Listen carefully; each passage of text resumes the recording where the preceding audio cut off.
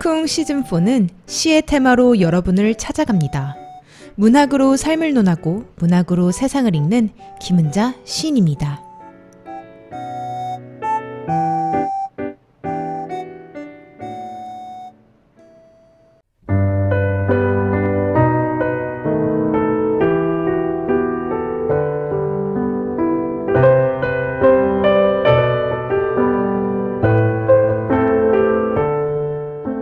벌거벗은 나무가 찬바람에 맨발로 서 있는 창밖 저 회색 나무에 언제나 잎이 돋을까?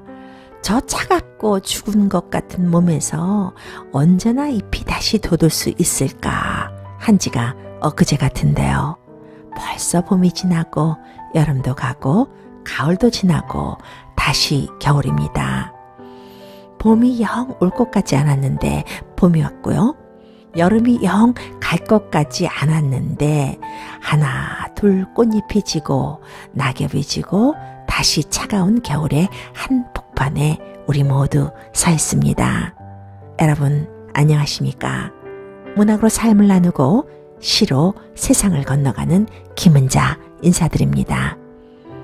세월이 참 빠르죠? 엊그제 같았던 일들이 벌써 지난 일이 되고 우리 모두 한 해의 마지막 달 12월에 와 있습니다.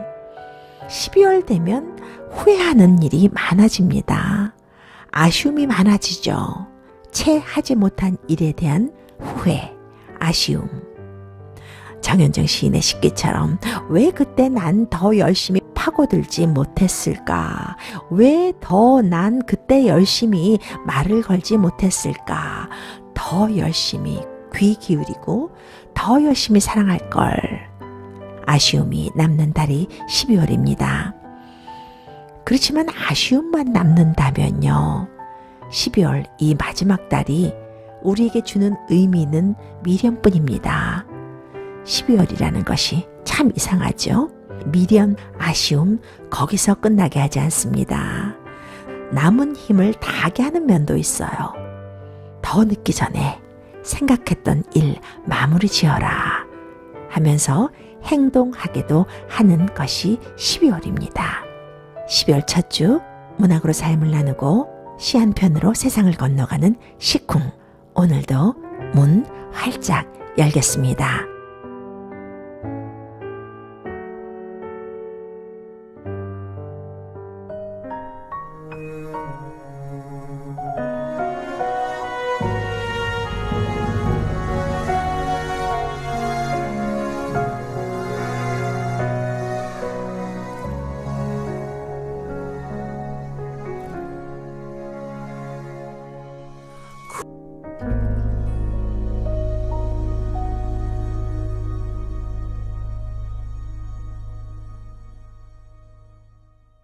그리스 신화에는 카이로스와 크로노스라는 두 개의 시간의 신이 있습니다. 카이로스는 주관적인 시간을 말하는 거고요. 여러분들도 많이 들어보셨을 거예요. 앞머리가 무성하고 뒷머리는 머리가 없어서 카이로스가 이렇게 지나가게 되면 시간을 놓치면 머리카락이 없어서 붙잡지 못하는 것, 기회를 말하는 시간이죠. 잡지 못하면 최대한 순식간에 사라지는 주관적 시간을 말합니다. 생의 특별한 의미를 말하는 시간이 카이로스이기도 한데요. 반면에 크로노스는요, 물리적인 시간을 말합니다. 객관적인 시간, 연대적인 시간이죠. 자연적인 시간, 해가 뜨고 해가 지면서 결정되는 그런 시간이요. 매년 한 번씩 봄, 여름, 가을, 겨울이 찾아오고 동식물이 생기고 늙어가는 그런 시간이요. 그런데 카이로스나 크로노스나 생각해 보면요. 둘 다 누구에게나 오지만 빨리 지나간다는 것이 공통점인 것 같아요.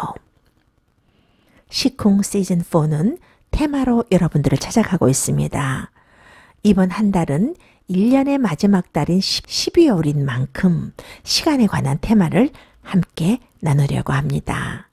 시간이라고 해서 꼭 물리적인 시간만은 아니고요. 시간을 주제로 시간 하면은 달을 말할 수도 있겠고요. 계절을 말할 수도 있겠고 아침 저녁을 말할 수 있겠고요. 또 청춘 노년을 말할 수도 있겠고요. 시간이 갈수록 그리워지는 것들, 그리움을 말할 수도 있겠죠. 어떻게 보면 광범위한 테마가 될 수 있습니다. 시간을 느끼게 해주는 주제의 시를 여러분들께 소개해 드리려고 합니다. 첫 번째 여러분들께 소개해 드릴 시는요. 오광수 시인의 세월이 가는 소리입니다. 낭송 듣고 돌아오겠습니다.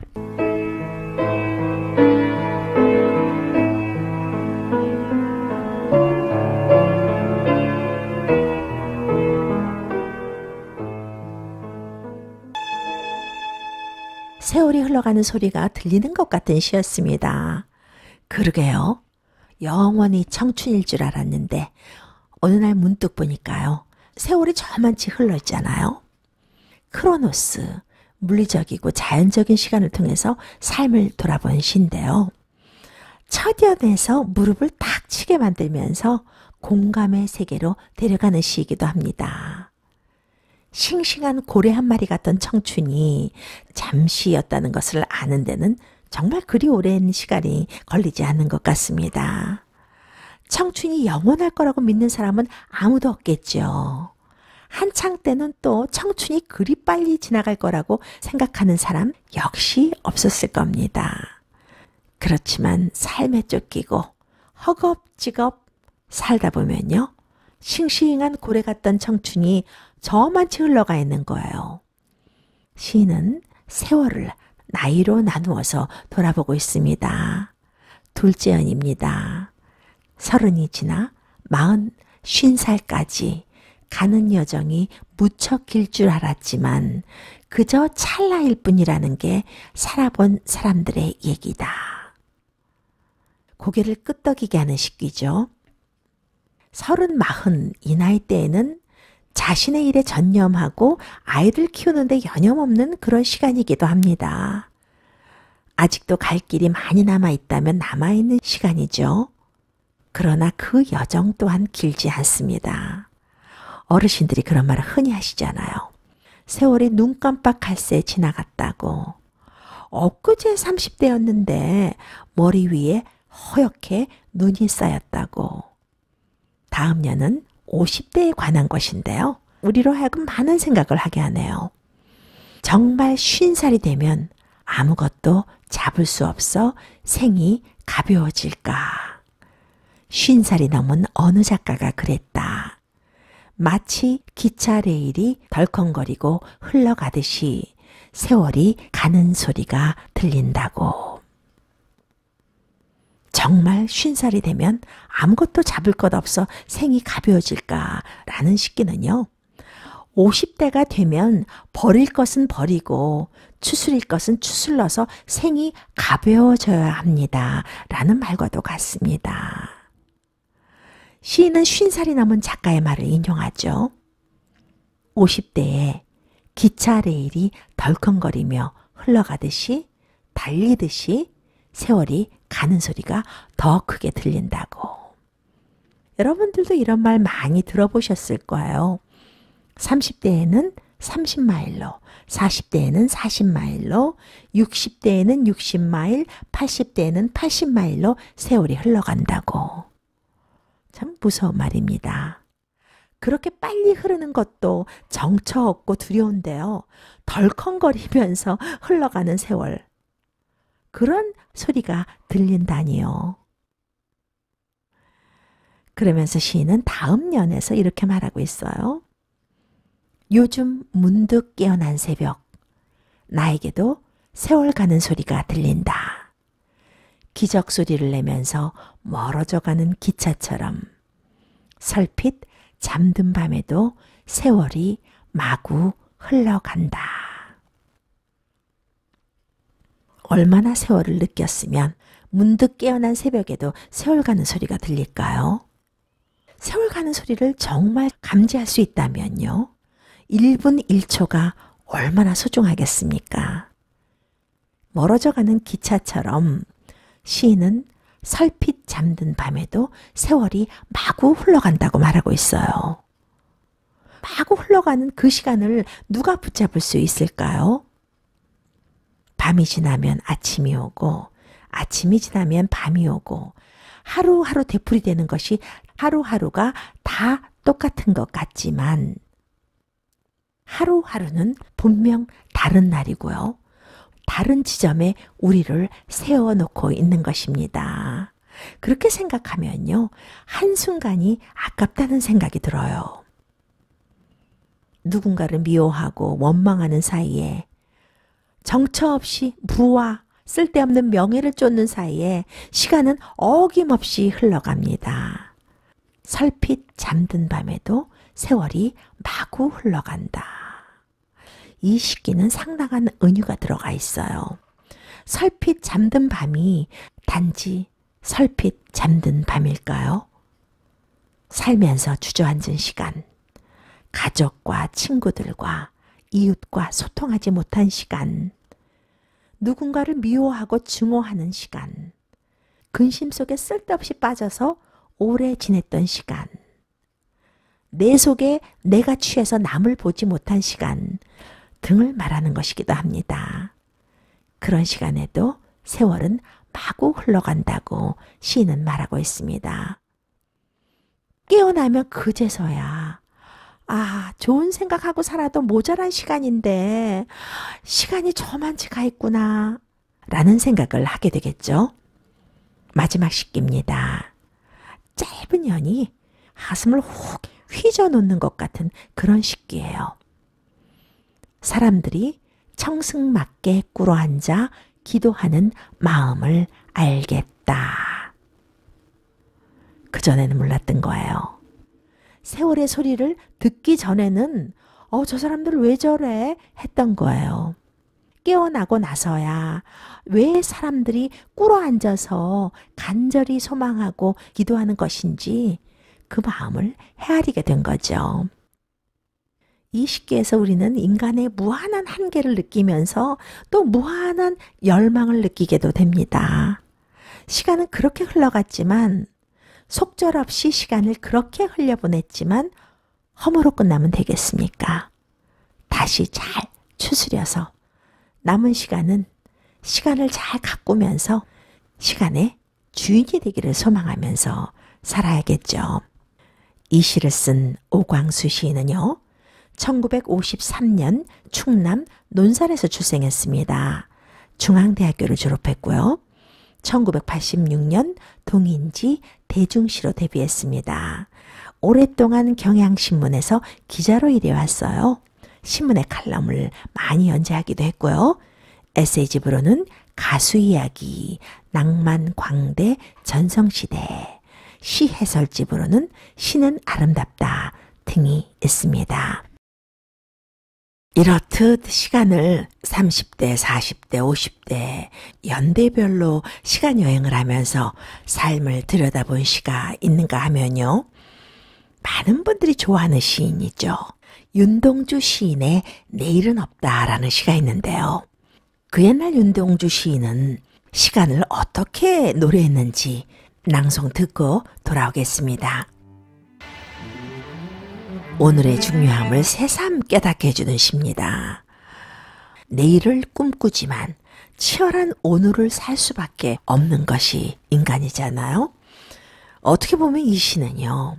치열한 오늘을 사는 사람들에게 위로가 되는 시기도 해요. 오늘 하루 해야 할 일을 내일로 미루는 사람에게 경각심을 주는 시이기도 하고요.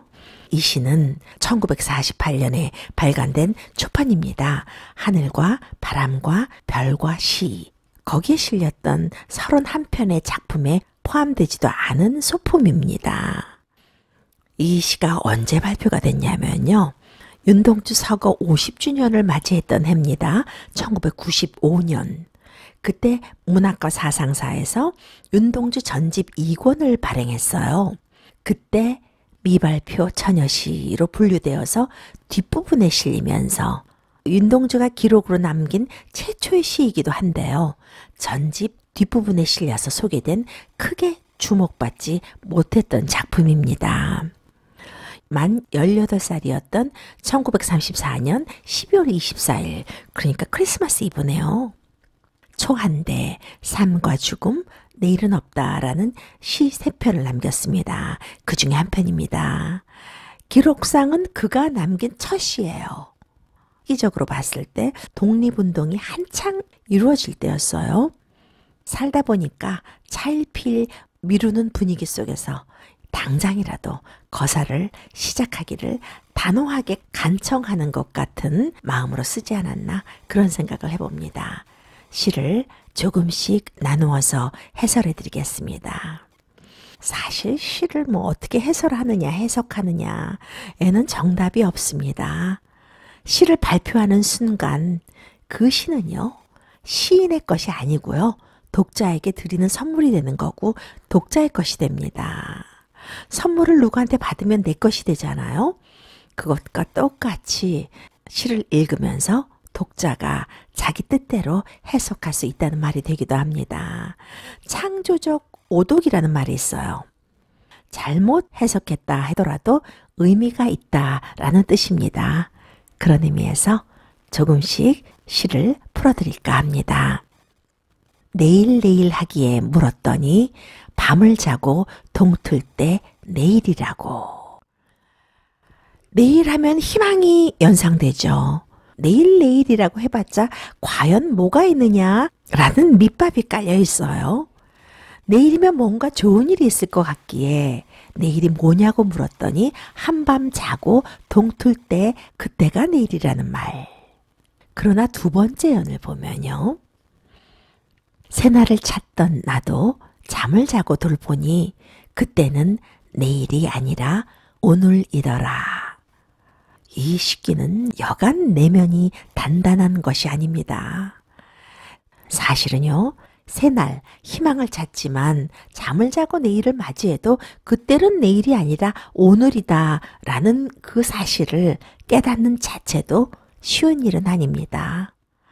어제의 오늘과 새로 만난 오늘이 다를 바 없다는 말이잖아요. 우리는 분명 오늘과 내일은 다르다고 생각하는데요. 내일은 내일이란 관념일 뿐이고 오직 몸으로 체험해야 할 오늘의 반복일 뿐이라는 말이기도 합니다. 오늘이라고 말하는 순간 오늘은 과거가 되어버리는 겁니다. 그렇게 생각하면요. 결국 우리가 사는 삶은 미래가 과거로 가는 순간에 불과한 거예요. 시인은 그것을 깨달은 겁니다. 그리고는 내일은 없다.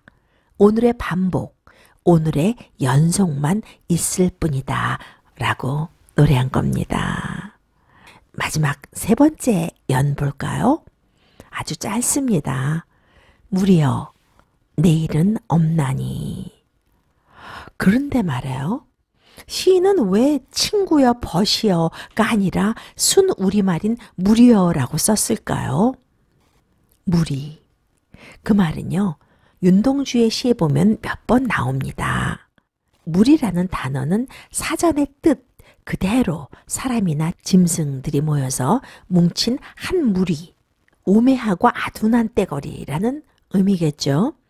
내일 부르짖는 우매한 무리들이여 내일은 없습니다 라는 말이기도 합니다. 내일이라는 달콤한 위안으로 오늘 하루를 게으르고 자포자기한 헛꿈 속에 살지 말아라 라는 단호한 말이기도 해요.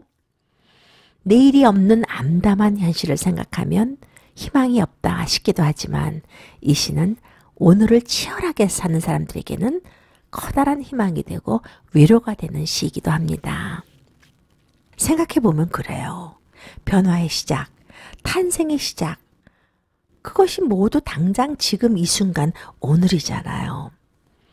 우리는 오늘을 살아가는 사람들이고요. 오늘이 없이는 내일이 있을 수 없는 사람들이기도 하죠. 조금 더 생각을 확장해 보면요. 18살 때 내일은 없다라고 시를 썼던 윤동주 시인은 7년이 지난 25살 대학교 4학년 때 여러분들이 참 많이 좋아하는 시죠. 서시를 씁니다. 서시에서 시인은 다가오는 오늘을 이렇게 노래하죠. 그리고 그 노래는 지금도 변치 않고 우리들에게 큰 다짐이 되고 있습니다. 모든 죽어가는 것을 사랑해야지. 그리고 나한테 주어진 길을 걸어가야겠다. 오늘 우리가 나눈 윤동주 시인의 내일은 없다라는 시와 연결된 시입니다. 하루하루를 충실히 살면 모든 죽어가는 것을 사랑하게 되고 그것이 나한테 주어진 길을 걸어가는 것이기도 합니다. 윤동주 시인은 민족적 저항 시인, 강인한 의지면서도 조용한 서정을 지닌 시인입니다. 한국인들이 가장 좋아하는 시인이기도 한데요. 우주에 대한 깊은 사색, 그 암담한 식민지 와중에도 지식인의 고뇌와 진실한 자기 성찰의 의식이 오롯이 담긴 시를 남긴 한국인들에게는 너무도 자랑스러운 시인입니다. 윤동주 시인은요, 1917년 북간도 명동촌에서 태어났습니다. 평양 숭실대학교와 서울 연희전문대학을 졸업했고요. 연희전문대학교 2학년 재학 때 소년지의 시를 발표하면서 문단에 등단했습니다. 그 이후 일본에 건너가서 1942년 교토 도시샤 대학에 입학을 해요. 그리고 1년이 지난 1943년 항일 운동을 했다는 혐의로 일본 경찰에 체포되어서 후쿠오카 형무소에 투옥되죠. 100여 편의 주옥 같은 시를 남기고 27살의 나이에 옥중에서 요절합니다. 사인은 일본의 소금물 생체시험이라는 견해가 있고요. 일본군에 의한 마루타 생체실험설이 제기되기도 했지만 불확실합니다. 사후에 그의 시집 하늘과 바람과 별과 시가 출간되었습니다. 여러분들과 시간에 관한 두 편의 시를 나누는 사이에 시간이 훌쩍 지나갔네요. 한 주도 건강 조심하시고 편안하기를 바라면서 다음 주에 더욱 좋은 한국시로 만나 뵙겠습니다. 마지막 곡으로 노라조의 형을 들으면서 저는 여기서 인사드리겠습니다. 김은자였습니다. 고개 좀 들고 어깨 펴자샤